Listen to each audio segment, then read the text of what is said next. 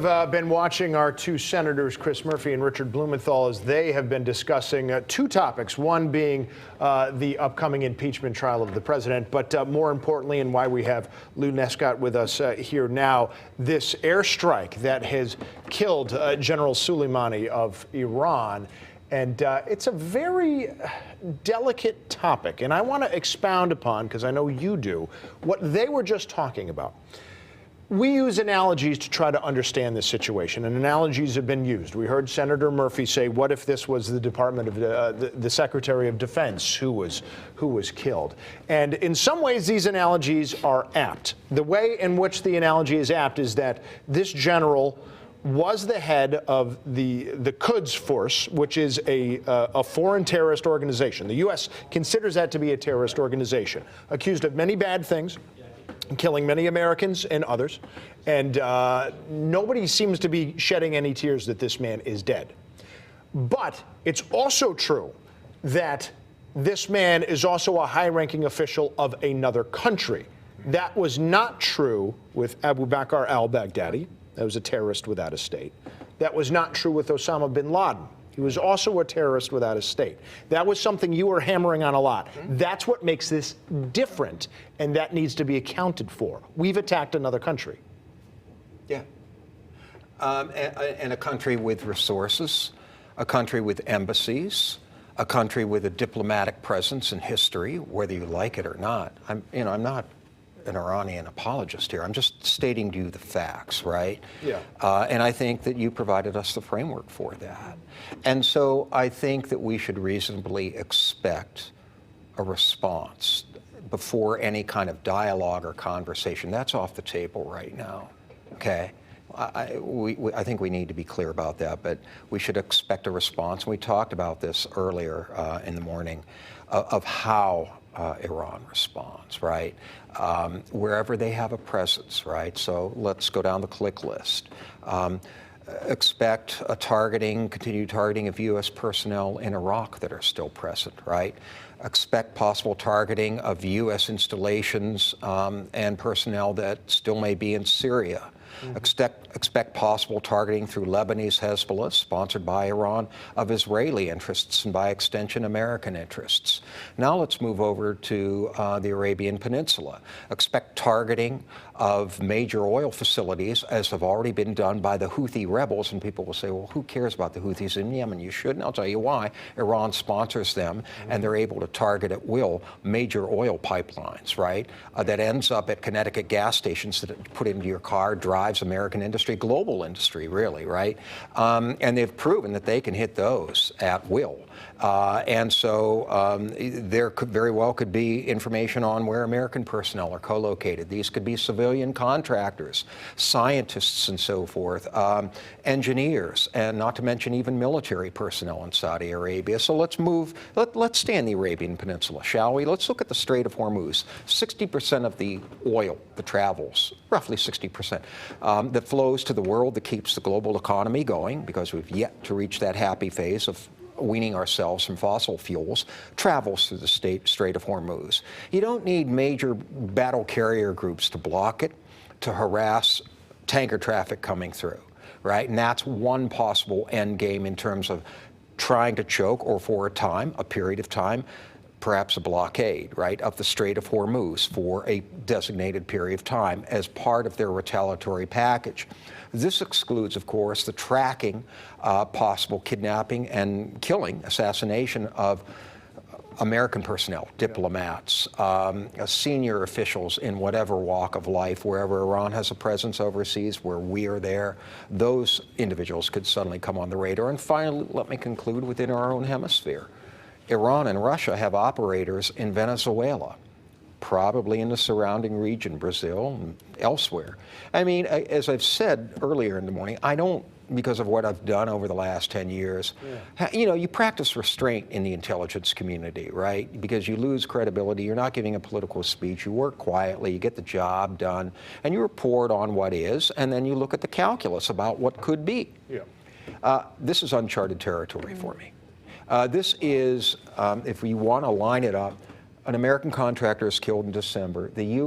Right, in terms of proportionality, the U.S. responds with an airstrike, killing militia that they were believed for launching a rocket attack that killed one American contractor. We killed, I think, 25 or so militia fighters aligned with Iran. The American embassy then, in retaliation, quid pro quo, right, is then attacked, the outer walls. And I served there 6 tours over various points in time. And it is fortified. Didn't breach the walls, but they were on the outside. Now we respond with the tracking and killing of Soleimani and Mohandas, who was commanding forces in Iraq on behalf of Iran. So here's the big picture, right? Since we pulled out of P5+1, I know both of us talked about this, right? The U.S. pulls out of P5+1 in 2018. We institute a maximum economic pressure campaign to get Iran to change its behavior as a state sponsor of terrorism. We're turning that screw, we turned the screw as tight as we could, to the point that there are food shortages, probably medical shortages. We then designated last year a arm of their military, their elite Quds force, which is responsible for overseas operations, as a foreign terrorist organization, which means that we can now legitimately conduct attacks classifying Quds Force as a foreign terrorist organization without having at least to argue that we've attacked an element, whether you like them or not, of a standing military of a sovereign state. Now, I think that was part of the strategy as part of an overall strategy for behavior change and regime change, right? So I think that's really the big picture. Now you be the chance to strike. Right. So you can accomplish that a number of ways. You can accomplish that, as some would say, by eliminating top leadership and then over time trying to restart negotiations. Others would argue that we were on the path to negotiations. Maybe didn't like the nuclear deal, but hey, it's a start. It's a process, right? Side note to all of this, will this in any way inhibit Iran's nuclear program? My view, no. I don't think it will. I think that, the nuclear agreement could have slowed it down. Was it a great agreement? No, but it was the start, right? Because you use commerce, you use industry, you use drawing a country into the global community of world trade and the benefits that it can reap, which may cause it and mitigate some of the tension, right? To become more passive as a participant in the international community. You're making money, put it in a very straight, simple story. You're making money, right? Why do you threaten your livelihood and the investment coming into your country? It's stupid, right? Yeah, right. It doesn't make sense, but that's a path that could have taken an inordinate amount of time. Who knows, right? We'll never know now, right? So this is where we are. I think this is really in the grand scheme of things, probably about regime change and driving a wedge within the country, right? In this sovereign state, whether you like it or not, between the current hardline aged leadership and the new, younger, more moderate generation behind them. The question is, will it accomplish that? As a footnote, finally, well, you were talking about the response that Iran it really runs the gamut. But what about the response from the president? We heard that the president, within his power, he was the one who basically pressed the red button. He authorized the airstrike, as we heard Senator Murphy say, is within his power if it's warranted, if it would thwart an attack on U.S., if it would save U.S. lives. So do you think we will hear from the president explaining everything and maybe next steps? That's the great question. And I think, as a journalist, you asked the golden question right now, as of this hour, you did, right? That what is the plan here, right?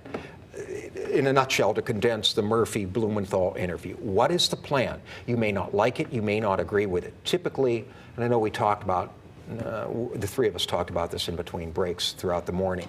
Typically what you have when you have an event like this is an announcement from the President of the United States, owning it and outlining a strategy.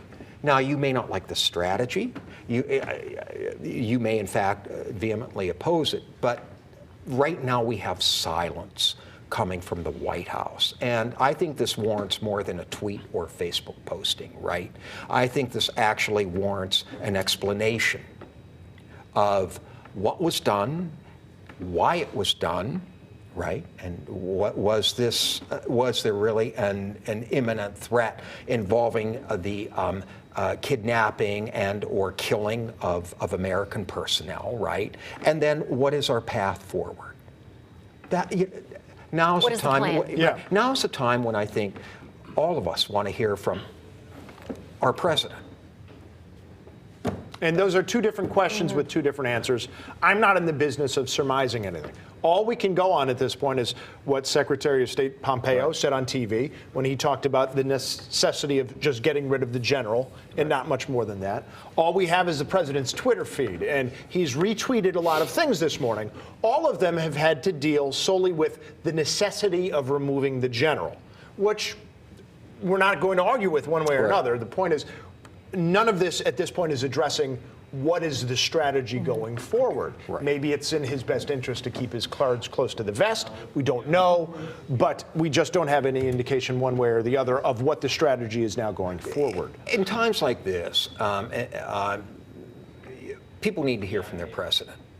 And there's a way in which you can protect the information or your strategy. But you need to hear from your president in a traditional sense, right? Yeah. Again, owning it, explaining what was done, confirming it, and you can do this without taking questions and then outlining the strategy, but at least to hear from our president, whether you voted for him or not. I think at this time that's really what. And correct me if I'm wrong, Tim and Erica, but as of this hour, we haven't had any announcement from the White House about an impending news conference or press conference. Nothing. No, we got the confirmation on Twitter from the White House account about what happened and that it was at the direction of the president. I just wanted to confirm, as of this hour, we don't have any information about a press conference or an address that is scheduled at this point. From the Oval Office of the president. No. I mean, whether that's going to come later this afternoon and this evening. Who knows? But nothing now at this point. Nothing at this point. Okay. Yeah.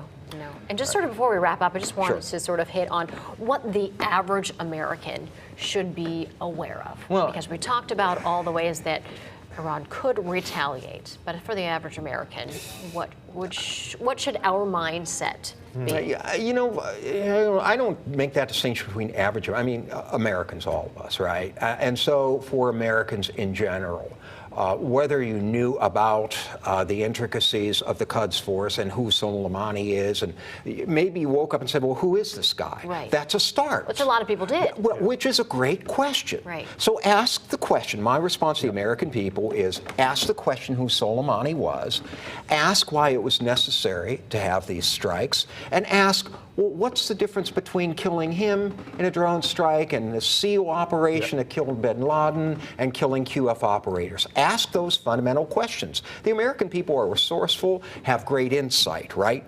And we know. So ask those fundamental questions. Yeah. You don't have, they don't have to be terribly sophisticated. Fairly blunt and straightforward. Mm-hmm. We do, just in wrapping up, have maybe a little bit of a clue. The White House account did retweet the president within the last hour, and he talked a little bit about it, but it's through the lens of Iraq, not Iran. He said, the United States has paid Iraq billions of dollars a year for many years. That is on top of all else we have done for them. The people of Iraq don't want to be dominated and controlled by Iran, but ultimately that is their choice. Over the last 15 years, Iran has gained more and more control over Iraq, and the people of Iraq are not happy with that. It will never end well.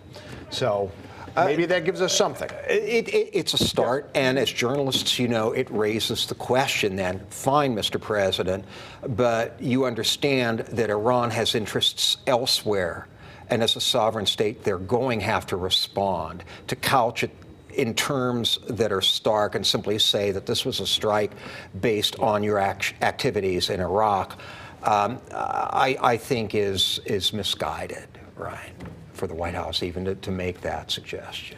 Well, we certainly appreciate the No time. problem. I mean, you spent a year with the Iran team for the Defense Intelligence Agency down in Washington, so you know your stuff, and it's been a while since you've been up helpful. here. Yes. Good to join you guys this morning. Happy New Year, and a little bit more peace than war in the year ahead, but let's see. Okay, Lou. Thanks so much. Yes, sir. You bet. All right, and remember, you can stay with us here. We're done for now on the app, but of course, we are going to have more and more coverage on the Fox 61 News at 4 and 5, and you can always find that on the app, on the Facebook page, and through all our social media channels.